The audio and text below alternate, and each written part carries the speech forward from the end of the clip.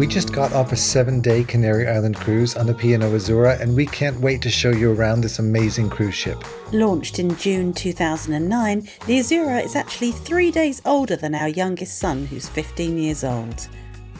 Azura is the only Grand Class cruise ship to have a ducktail stern here at the aft, and that's where we're going to start this tour, up on decks 14, 15, and 16. Deck 14 is the lowest part of this area, also called Riviera Deck, and this is where we have the Terrace pool. But the Terrace pool would be nothing without the Terrace bar, which is just above it.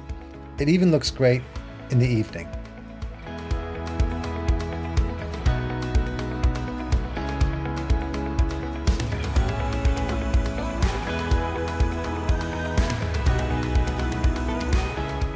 Staying in this well-designed area, you can head up the stairs to another area of outside space where you'll find more lounges and chairs.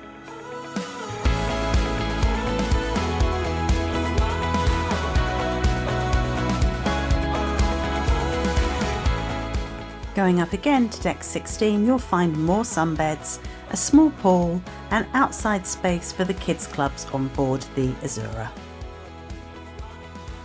All of these decks are accessible by lift or elevator inside. Above that small pool on deck 16 aft, you'll find the outside space for the Epicurean restaurant, which we'll get to soon. Going up all the way to deck 19, also called Sky Deck, at the very top of the ship, you'll find more sunbeds, and we can travel now to the forward part of the ship, where we're going to come across the funnel,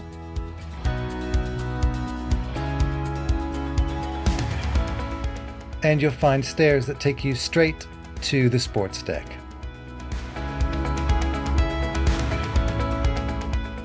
Here you'll find a small court for basketball and football, and you can also have a go at practicing your golf swings. Loads more sunbeds. It's a recurring theme on this ship. One of the highlights of the ship is the amount of outdoor space available. We are now on the starboard side of the ship, still near the funnel, and looking down we can see the space reserved for deck quoits. No sunbeds here. But there are plenty of sunbeds here at the aqua pool.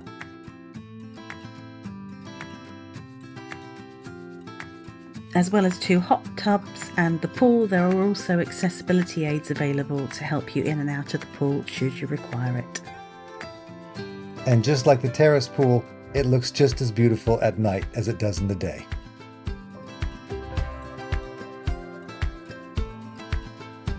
This is also the pool that has the screen if you want to watch any movies while you're having a swim, or if you want to sit outside and watch movies under the stars.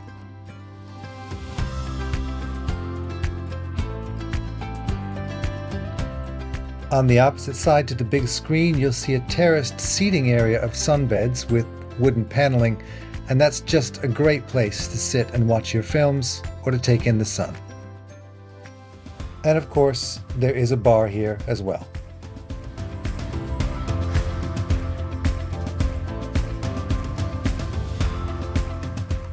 If you stay on one of these upper decks, you can walk along overlooking the pools and you'll come to the coral pool, the second pool on board the ship. Sorry, the third pool. There's also the one on the aft.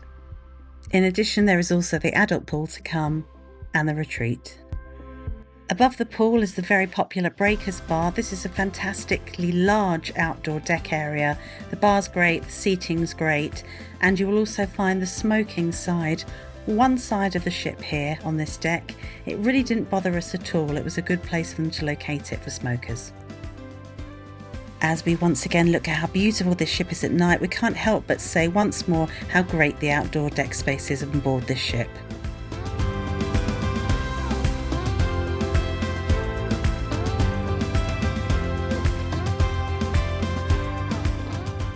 Continuing forward on the ship from the coral pool, you'll come across the adult-only Oasis pool. This really is an oasis at the front of the ship, and just above it is the retreat, if you want to pay a little bit extra for a more elevated experience.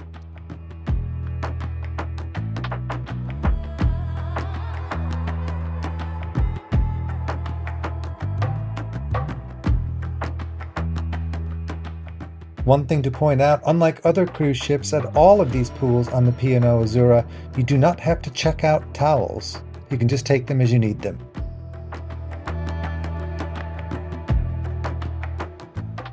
Heading inside from the Oasis pool, you come to the spa.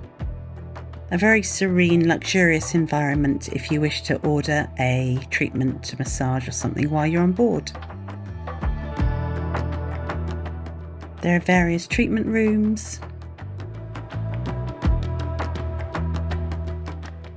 And it really is a lovely space to come and relax.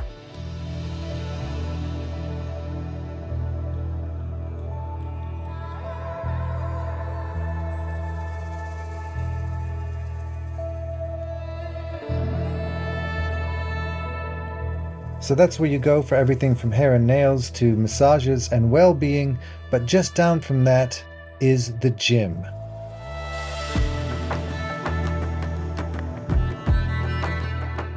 It may not have the most flash, modern, up-to-date equipment in it, but this gym is very, very large considering the size of the ship. Much bigger than many American ships we've been on recently. And speaking of the ships we've been on recently, we've been on quite a few, and we've done ship tours for all of them. If you're interested in seeing those, we'll put those in the links down below, as well as in the upper right-hand corner of your screen right now.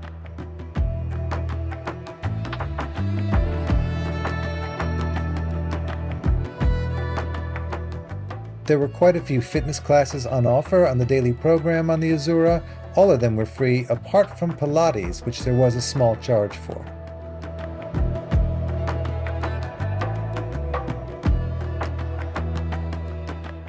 Leaving the gym, which is located at the very front of the ship, and we're going to go all the way back to the aft, and we're going to go to the Planet Bar, which you will find at the very back of the ship, and we're going to make our way through the bars and lounges on board. And of course we'll cover the restaurants as we get to them.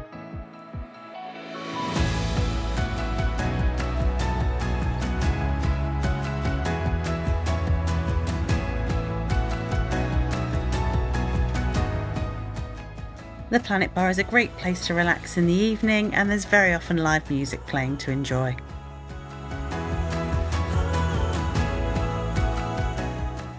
Leaving the Planet Bar on deck 18 and going down one deck to the Epicurean on 17. The Epicurean is a paid specialty dining on board, but one we highly recommend, and we think it's very good value. On this cruise we were staying in a suite, and we also got to enjoy breakfast in the Epicurean. Be sure to subscribe, as we will be covering all of the restaurants and all the food on board the ship in great detail in another vlog. The Epicurean even has an outdoor dining area where, weather permitting, you can enjoy your breakfast. Just below the Epicurean you will find the kids clubs on board the Azura. These are separate rooms and children are split up according to age.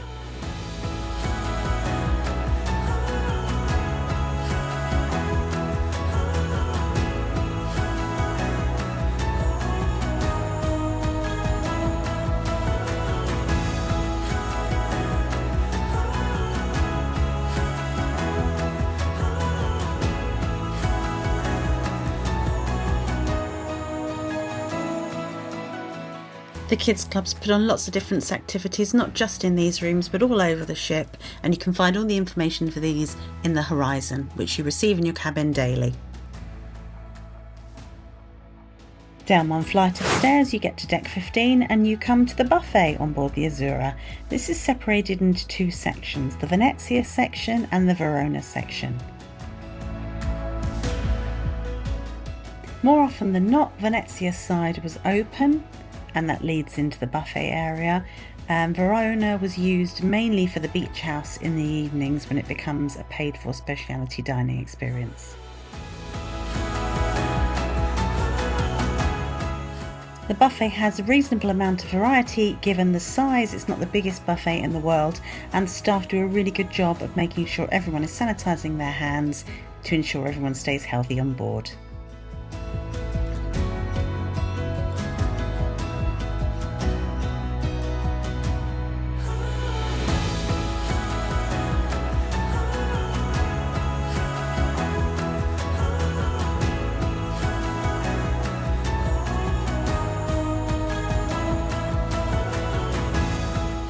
Being a British ship, the P&O Azura better have very good selections of tea and coffee and hot drinks, and luckily they do.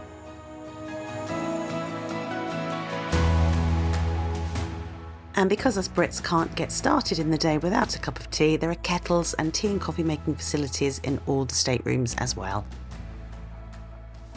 On the other side of the Venezia buffet, on the Verona side, is the beach house. This area becomes the beach house in the evening, which is a specialty dining restaurant selling Mexican and Caribbean food.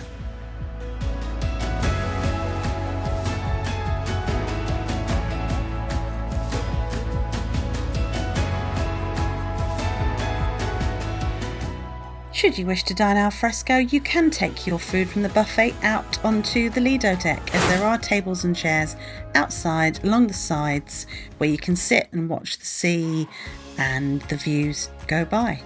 There's also the pizza that you can get here.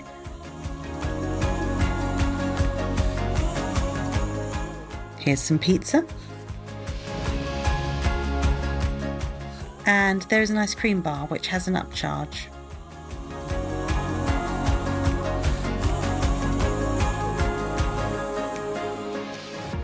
Also on this deck you'll find the mast grill where you can get burgers and hot dogs and things like that.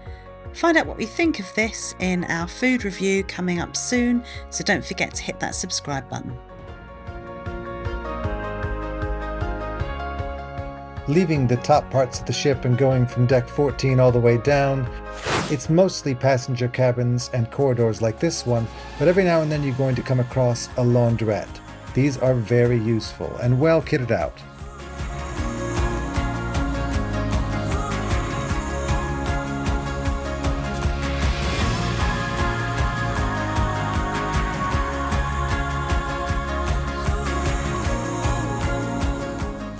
The second half of our tour is going to take us right to the atrium at the very heart of the ship.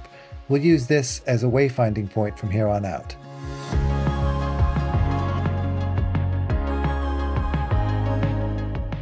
We're currently on deck 7 and we're going to head to the front of the ship, which is going to take us through the glass house,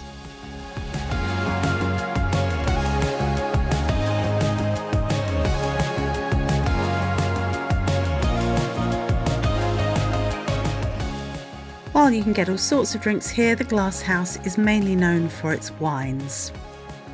You can also get small bites here at an additional charge.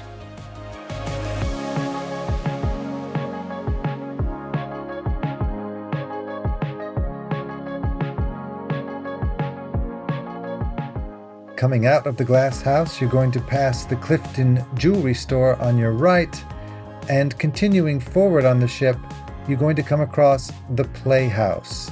This is the theater on board the P&O Azura, where all of the shows are and all of the guest cabaret acts.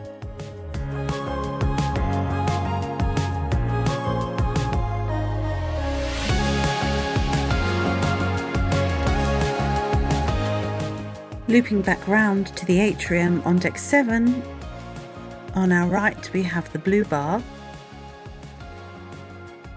There's often piano music here in the evenings. And it's a nice place to relax and watch the goings on in the atrium.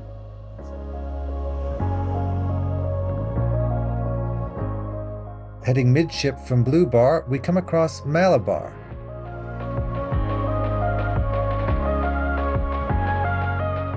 We really enjoyed it in here. There's always lots of space to get a drink. You can usually get a seat, and they have some entertainment here in the evening as well.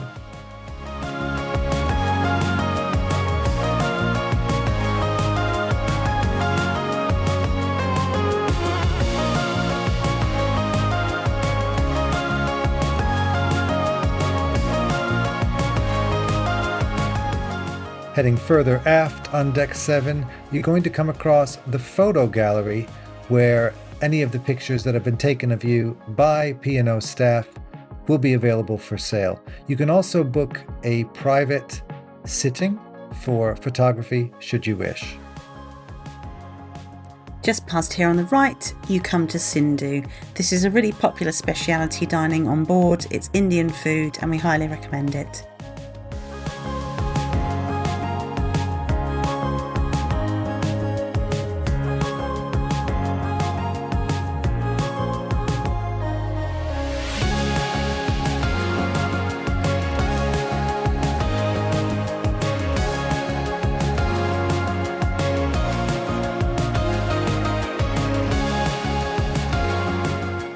Leaving Sindhu, it's the other part of the photo gallery where lots of the pictures that have been taken on the cruise are on display, and an arts and crafts center where they have lots of arts and crafts things for all ages in the day.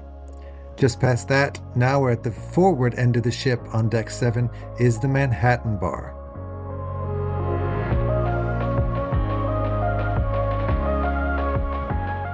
This is a lively venue where they do lots of things in the evening, such as game shows, kids' dances. You could even meet Shaun the Sheep here. If it's too stuffy indoors, they actually have a promenade deck on Deck 7, which is a missing feature of a lot of cruise ships these days, where you can actually walk or run or jog or stroll for an entire mile. They call it the Azura Mile if you follow the map. It's a nice place to be, and very often there's some fantastic views. Rainbow not usually included. We're now going to take you back to the centre of the ship, midship, and down to Deck 6, where you'll find important things such as the reception area, where they can help you if you have any issues with your cabin or your payment cards or anything else on board. Behind reception you'll find Brodie's bar, which is more like a pub. It also has a small casino, which is the ship's casino on board. So this is a great place to come if you want to gamble or you want to take part in one of the many quizzes that they have on board. This is also where you come to buy your bingo tickets if you'd like to play bingo and fail miserably like we did. We did win the quiz though and got ourselves a bag of P&O goodies. More likely things they didn't really want, such as USB sticks and things like that and an old umbrella. But hey, it was a prize.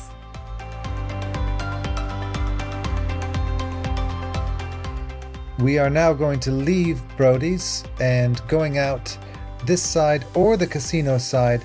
You come back to the atrium, and if you keep going and cross the atrium, still on Deck 6, you come across the first main dining room, the Peninsula Restaurant.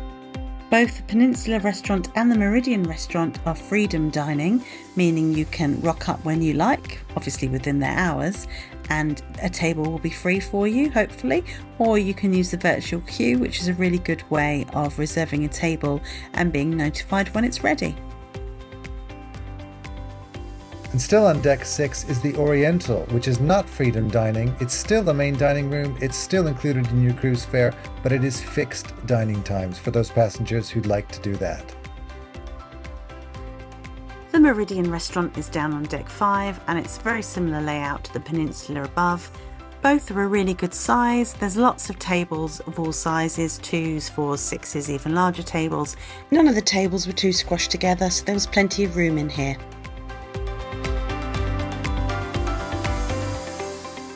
Leaving out of the Meridian on Deck 5, we're going to come to the lower part, the Deck 5 part of the main atrium, which when we cruised had this lovely autumnal display for you to sit in and have a photo opportunity. Scanning around, you get to see everything around you, starting with Costa Coffee. If you've packed your dancing shoes, or maybe you like to watch the dancing, this all happens on Deck 5 in the atrium. You can grab yourself a coffee, sit back, relax, and be entertained by the dance instructors and various other little activities that happen here throughout the cruise. In one of the corners of Deck 5, behind the elevators or near the elevators, you'll find the library. This is a small space, but it's nice to sit and relax, maybe read a book or play games.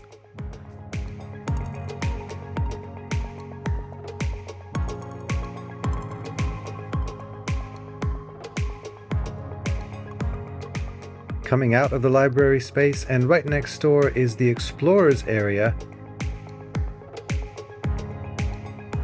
where you've got your future cruise desk, your loyalty desk, as well as the shore excursions desk for the cruise.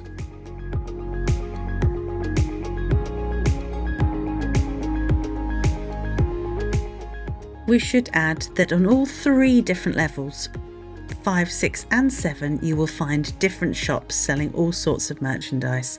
Perfume, clothing, duty-free goods, souvenirs, P&O branded merchandise, and if you've forgotten something to wear, you can probably buy it here. You can also buy jewellery, bags, that sort of thing. It is important to point out that the shops are only open when the ship is at sea, so going from port to port or on a sea day. Those are the only times these shops are open for you.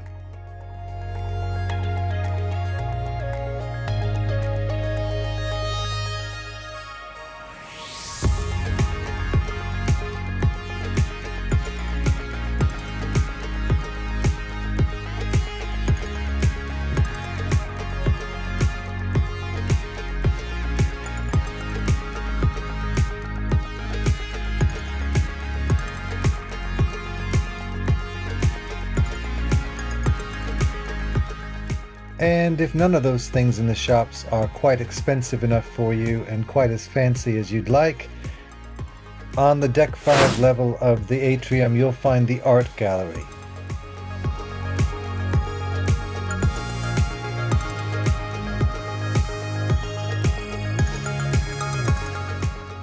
And that about wraps up this ship tour. If you're cruising soon on the Azura, we hope you have a fantastic time. If you're thinking about going on the Azura, I hope we've been able to help you with your planning. If you have any questions, pop them in the comments below and we'll do our best to help you out. See you soon. And if you like cruise videos, YouTube thinks you're really going to like this one.